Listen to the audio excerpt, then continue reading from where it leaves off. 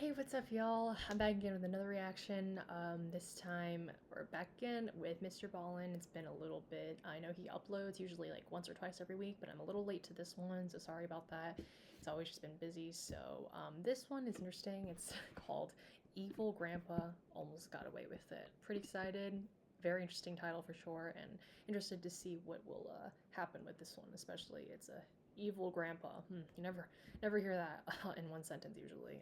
Usually elderly, not to stereotype, but or I don't know what the word is, but usually people see elderly as kind and everything. So very interested to see what this is all gonna be about. MrBallen, like I said, make sure to subscribe to him. He's a great storyteller, great YouTuber, really talented. So make sure to do the thing, and for me, subscribe, like, comment down below, anything that'll make y'all happy.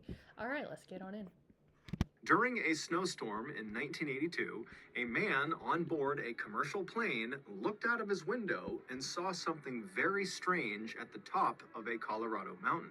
When authorities were alerted and sent to that spot on the mountain, they could not believe what they found there. But before we get into today's stories, if you're a fan of the strange, dark, and mysterious delivered in story format, then you've come to the right place, because that's all we do, and we upload once or twice every week. So if that's of interest to you, please invite the like button to participate in your nice casual the like button to participate in your very fun, very casual neighborhood squirt gun fight, but then squirt the like button with sulfuric acid, not water. Also, please subscribe to our channel and turn on all Sorry to pause. I know you guys hate it when I pause, but I hate it too. But just for the sake of doing commentary over reaction videos, it's kind of my job. But that's just funny. I love that MrBallen incorporates those little things, those like, he doesn't edit those out like bloopers, because it gives him a sense of more like just more about himself, and that he has humor, not just being so serious about storytelling. But overall, it's just thought it was funny. That was love that. That's literally, it describes me. notifications so you don't miss any of our weekly uploads. All right, let's get into today's stories. Oh, it is 3 stories. Cool. All right, let's see. One of them has a grandpa on it. I know that. So, orange juice. In 2018, a 56-year-old father of 4 named Tayeb Suyami was living in a quiet, modest town in New Jersey called Little Ferry. Tayeb had moved to the United States from Africa back in 1996, and after getting settled in New Jersey, he had landed a job as an accountant for a food importing company. At first, Tayeb's salary had been enough to provide for the family, but as his family grew, his salary just wasn't enough, and money became a real problem. And so eventually, Tayeb's wife also got a full-time job, but even then, with 2 full-time working adults, the family had to stay on a very strict budget just to make ends meet. And that year, in 2018, one of Tayeb's daughters was getting ready to go to college, and so Tayeb was forced to refinance his mortgage just to make the initial payments on his child's college bills. But despite his financial struggles, Tayeb did not let it bother him. He was an eternal optimist who fundamentally believed that in the end, everything would just work itself out. On May 1st of that year, Tayeb was on his way home from work when his wife called him and asked if he would swing by the grocery store and pick up some orange juice. So Tayeb stopped at the ShopRite grocery store in Hackensack, New Jersey, which was only a couple miles north of Little Ferry where they lived. And he went inside, he went to the juice aisle, and he scanned the different brands of orange juice, and at some point he grabbed the most appealing orange juice that was still within their budget. It was $5. He takes the juice, he goes to the front of the store, he pays for it, he goes outside, he hops in his car, and he heads home.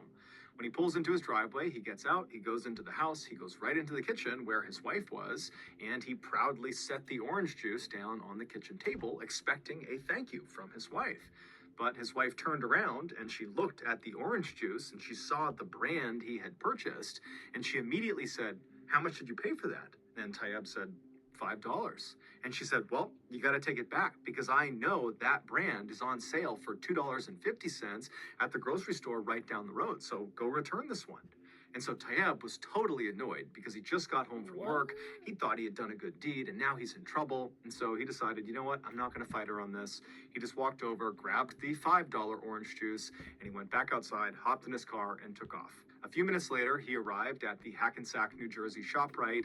He went inside and he went straight to the customer service desk where there was a teenager behind the counter. And Tayyab walked over to them and he handed them the juice along with his receipt and he asked for a refund. And so while Tayyab is standing there letting this cashier complete the transaction, he looked behind the cashier at the wall and there was this sign that totally piqued his interest.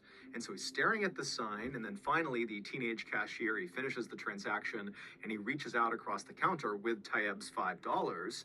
And Tayyab, he reaches out and he takes the $5, but then he pauses for a second. And he's kind of looking up at the sign and he's thinking about what he should do. And he knows that if he does this, if he does what the sign is telling him to do, he's going to get in trouble with his wife because this is the exact opposite of what he was sent out to do. But Tayyab just couldn't help it, and he takes the $5 and he proceeds to hand it right back to the cashier, and he tells the cashier what he wants him to do with it. And so a couple minutes later, Tayyab leaves the ShopRite with no juice, with no $5, but 2 small slips of paper in his back pocket. And so Tayyab hops in his car and he drives to the grocery store that's right down the road from their house. He goes inside and he gets the on sale $2.50 bottle of orange juice. And then he goes back into his car, he drives home, he goes in the kitchen and he sets the juice on the counter and tells his wife, yep, I got the right one, $2.50. And he's just hoping the whole time that she has not checked the bank account and has not discovered what he had really been doing while he was out, because he had actually spent more money on the second trip than the first time. But apparently his wife had not checked the account yet, and she just thanked him for being willing to go out and get the better deal. And so Tayyab very happily left the kitchen, and he spent the rest of the night watching TV and hanging out with his family. And then early the next morning, Tayyab got up and he decided, you know what, I need to do something to curry some favor with my wife because she's gonna learn what I did with the refund money pretty soon. And so he decided he would just go out and do a bunch of yard work that day, right in front of his wife, to make sure she really saw that he was doing some good stuff. And so he goes outside, he opens up the garage, and he's about to pull the lawnmower out when he notices his car is really dirty.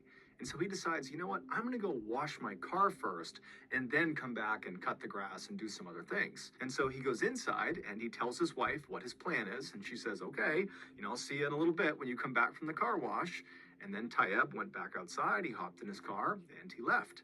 As he was driving to the car wash, he made a pit stop at a small store that was set back off the road. And so he goes inside and he goes right to the back of this little store where there's this strange machine that looks like an ATM, and it has a screen on it with text scrolling across it.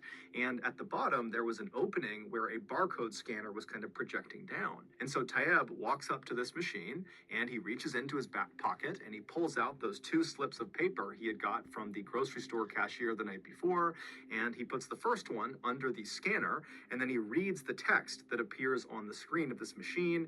And after reading it, he kind of shrugs his shoulders and puts that piece of paper back in his pocket.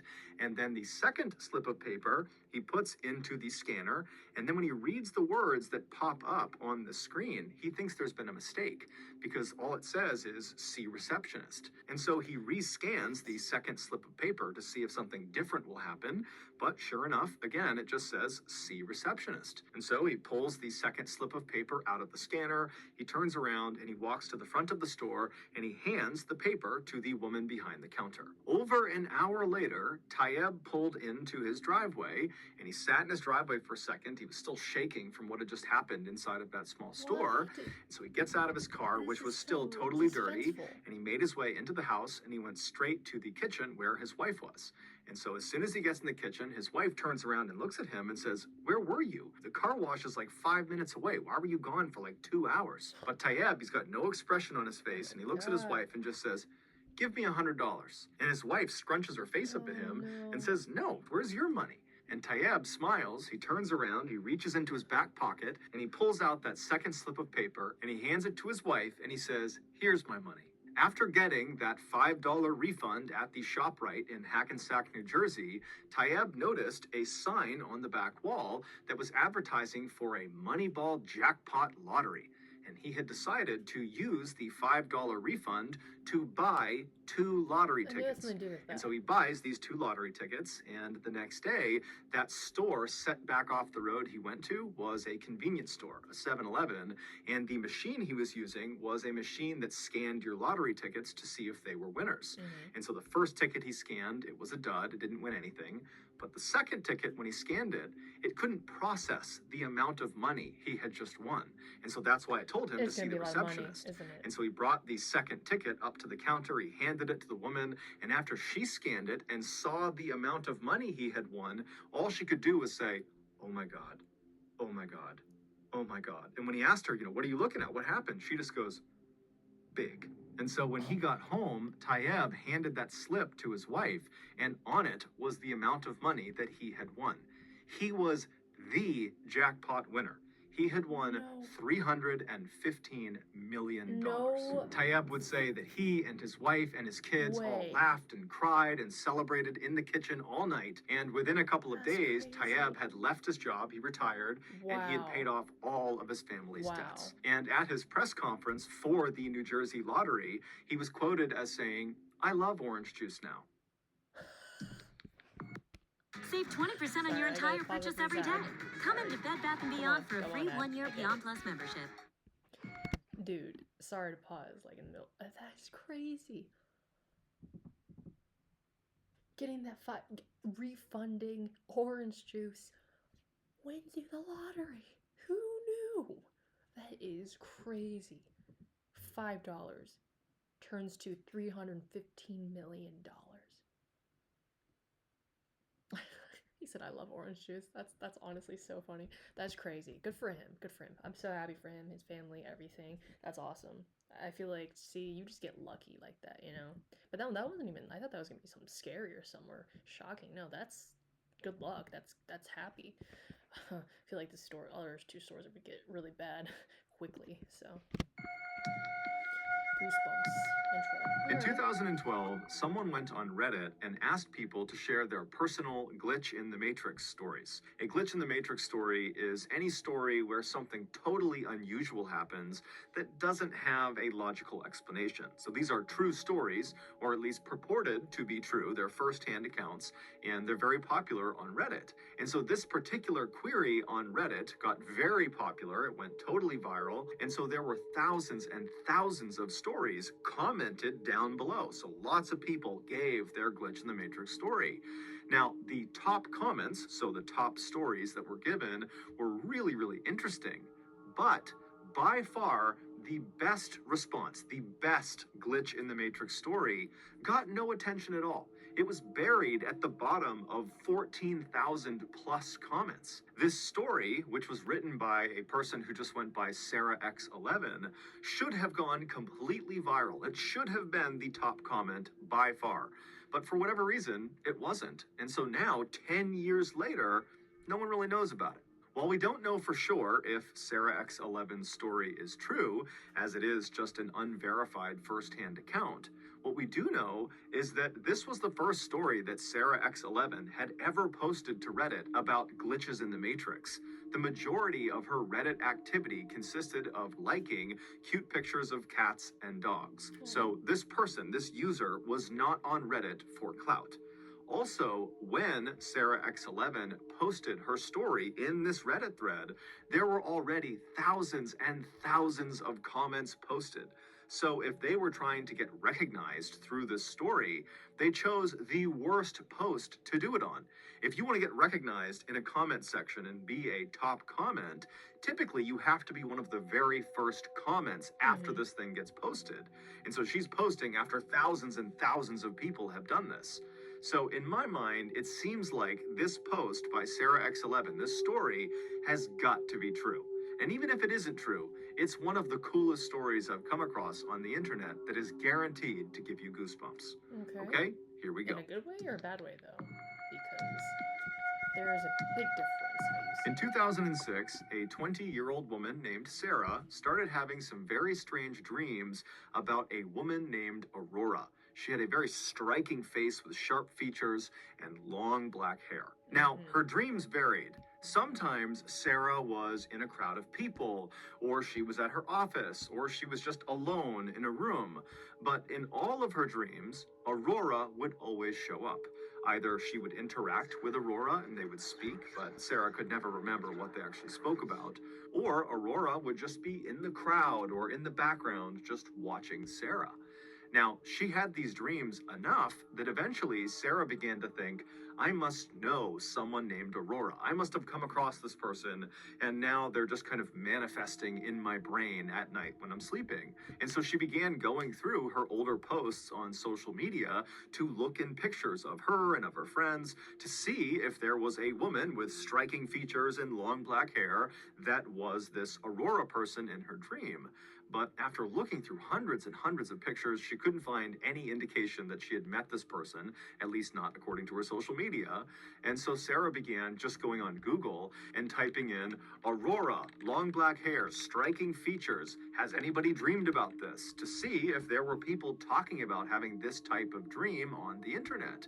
But she had no luck. Eventually, after about 3 or 4 months of having these strange dreams that Aurora was in, Aurora stopped showing up in Sarah's dreams. It was like it suddenly was all over. And so very quickly, Sarah just kind of forgot about it. A few years later, on Halloween night 2009, Sarah and a friend pulled off the highway into a gas station. They had been out with some friends celebrating Halloween, and now they were making their way back home. Sarah pulled into an empty spot right in front of the convenience store, and after they were parked, Sarah and her friend got out, they went inside, they got some snacks and drinks, and then they came back outside and climbed back into Sarah's car. A few moments later, Sarah had turned her car on, she had backed out, and she had driven past all of the gas station pumps, and she was making her way towards the single-lane strip of road that merged out onto the highway. It was how anybody who got into this gas station got back out onto the highway. And so as she's getting closer to the entrance of this short merge road, her phone suddenly rings. What happens next occurred over a span of just a few seconds. So it might seem like this is over several minutes, but this all happened pretty much simultaneously. So she's pulling up to the entrance of this merge road, her cell phone rings, and because there was no one behind her, it was not a busy night, Sarah decides to just stop her car, put it in park so she can safely take this phone call. And so she stops her car pretty much right in front of the entrance to this merge road, and she picks up her phone, she looks at the number, and she doesn't recognize it, but she picks it up anyways, and she says, hello. There was silence on her phone, and as Sarah is saying, hello, is anybody there? Another car from the gas station pulls up right behind Sarah's car, and they start honking their horn immediately. They're in a huge rush. And so Sarah, who's totally embarrassed that she's blocking traffic, she hangs up the phone, she puts it down, she puts her car back in drive, and she hits the gas. But this driver behind her is apparently in such a rush, they're so impatient, that they actually swerved around her, driving on the dirt off to the side of the road just to get around her, and then they sped off down the merge road back onto the highway. And literally, seconds later, another car that was already on the highway, a silver Honda Civic, lost control and smashed into this car that had just passed Sarah's car. So there's this huge car accident literally right in front of Sarah and her friend, who have now stopped the car. They're right at the end of the merge road looking at this horrible accident that they narrowly escaped. Sarah put her car back in park, she picked up her phone, and she called the police. When the police showed up a few moments later, they took down Sarah and her friend's version of events, and then a little while later, after the ambulances had left and after the two cars had been pulled off of the highway, one of the police officers pulled Sarah aside and told her that the driver of the Honda Civic and the driver of the car that had swerved around her had both been killed in the accident. Shocked, the only thing Sarah could think to do was to call back that number she didn't recognize that had effectively stopped her from getting onto the highway and maybe even stopped her from being hit by that Honda Civic. And so she wanted to talk to this person and thank them for saving her life. But when she called the number back, the person did not pick up. However, it went to her voicemail, and it said, "Hi, you've reached Aurora. Leave your name and number after the beep." Sarah could not believe it. She said she had never felt goosebumps like that in her entire life. The next day, Sarah tried calling the number again, and this time the woman, Aurora, answered the phone. The two got to talking, and Sarah explained her crazy dreams and now this crazy car crash thing and how it's all connected. And Aurora would tell Sarah, like, that's amazing. This is a crazy story you're telling me, except I didn't call you last night. I have no idea how you got my phone number. And so at the end of this phone call, the two women really had not reached any sort of explanation for how this came to be, how they came to be talking. But they ultimately just said, okay, hey, thanks and best of luck to you. And then they hung up. After the call was over, Sarah found herself just kind of sitting there, not really sure how to react to what had just happened. It was such a totally bizarre thing that she had just been through over the past 24 hours. And then if you include the dream, this has been a multi-year long thing. And so on a whim, Sarah just opens up her Facebook account and she plugs in Aurora's full name because Aurora had given her full name on this phone call they had just had. And when she looked at her phone, when the results came in, Sarah nearly fainted. Right at the top of the results page was this woman, Aurora's Facebook account, and her profile picture showed her face. And when Sarah looked at her face, it was the exact same face she had seen so many times in her dreams. It was the same Aurora with the striking features and long black hair. The woman in her dreams was the woman who called her and saved her life. Right, but oh my god, that was... Meet Suvi, the magical That's crazy. all-in-one countertop That's kitchen crazy. robot. That's awesome. But Suvi wow. saves you time and lets you cook Alright, skip that, sorry.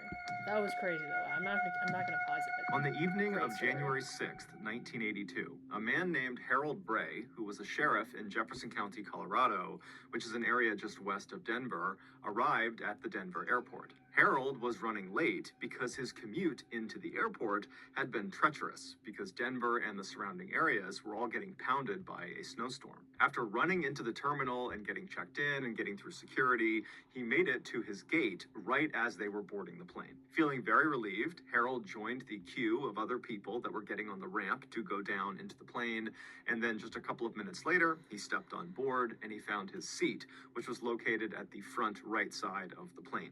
He sat down in his seat, he buckled in, and then he grabbed an in-flight magazine from the back pocket of the chair in front of him, and he waited for takeoff. 15 minutes later, as the plane was rumbling down the runway at full speed, Harold looked out the window. So as the plane began to lift off the ground, he watched as the city lights of Denver slowly faded away as they got higher and higher up. But just before their plane entered into the thick cloud that was hovering over that stretch of Colorado, Harold noticed something very odd out of his window. Located just west of Jefferson County, which is where Harold worked, was a 22-mile stretch of road that cut through the Rocky Mountains. It was called the Guanella Pass, and it took motorists up and over this 11,000-foot mountain pass. Now, this was a beautiful scenic drive that Harold was very familiar with, but this road was not maintained in the wintertime. So if there was snow on the ground, you simply could not get through this pass. It was impossible. Yet, as Harold looked out of his plane window down to Jefferson County below, and he kind of scanned his way west up into the Rockies, he saw there were clearly a car's headlights on the Guanella Pass. And so Harold's thinking to himself, why in the world would anyone be on the Guanella Pass in the middle of this huge snowstorm? It didn't make any sense. But as Harold watched this vehicle, he saw what was going on. Whoever was in this vehicle was holding a flashlight out of their window, and they were shining the light straight up into the sky, flashing it on and off, signaling distress. This motorist was trapped. Harold knew the likelihood of another plane happening to fly over this area and looking down and seeing those lights and recognizing them for what they were, an emergency, were slim to none.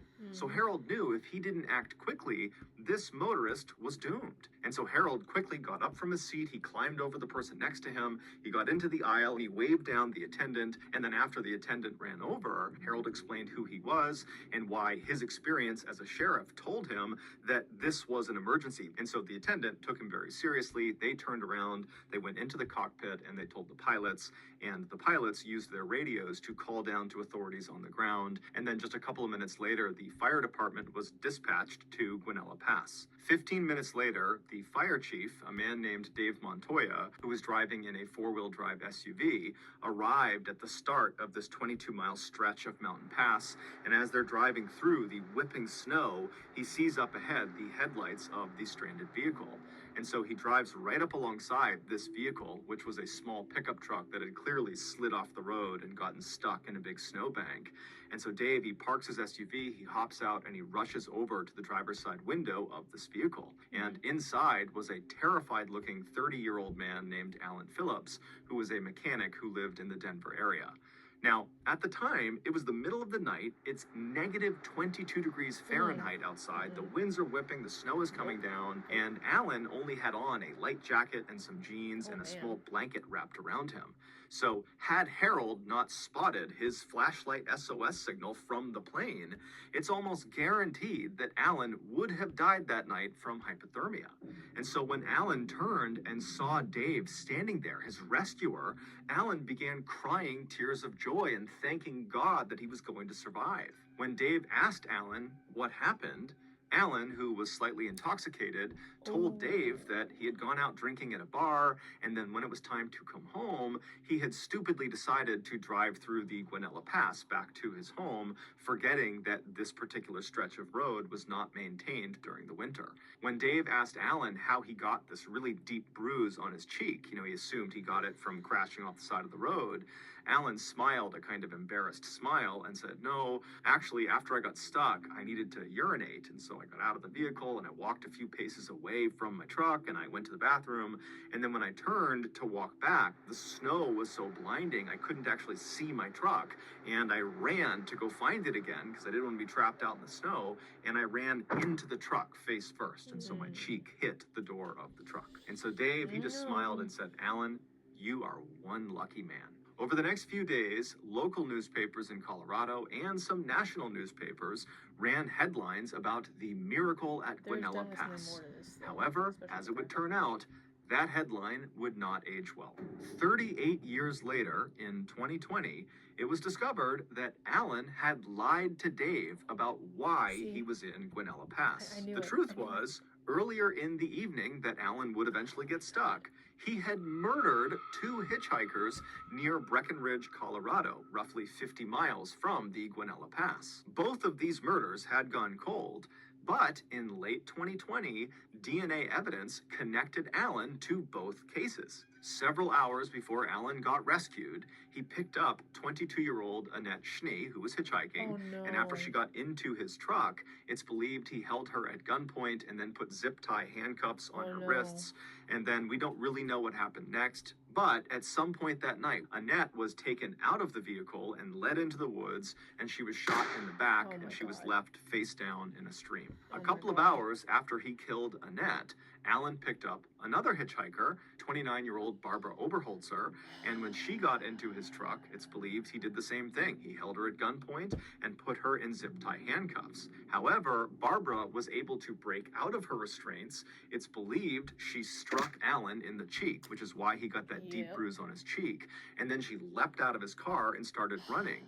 But Alan got out, chased her down, and shot her in the chest, killing her, and then he dumped her body off the side of this cliff down into the snowbank below. So the only reason Alan got stuck in Guanella Pass is because he was attempting to flee the area where he committed these murders, and he likely just didn't understand how dangerous this pass was, and so shortly after turning onto it, his truck slid off the road and he got stuck. In February of 2021, Alan, who was 70 years old at the time and still living in the Denver area, was finally arrested for these two murders, and he is currently awaiting trial. Assuming he did it, that Alan killed these two women, we don't know what his motivations were. It's not clear, he hasn't said, and we also don't know if there are potentially other victims. Oh, geez, I hope not.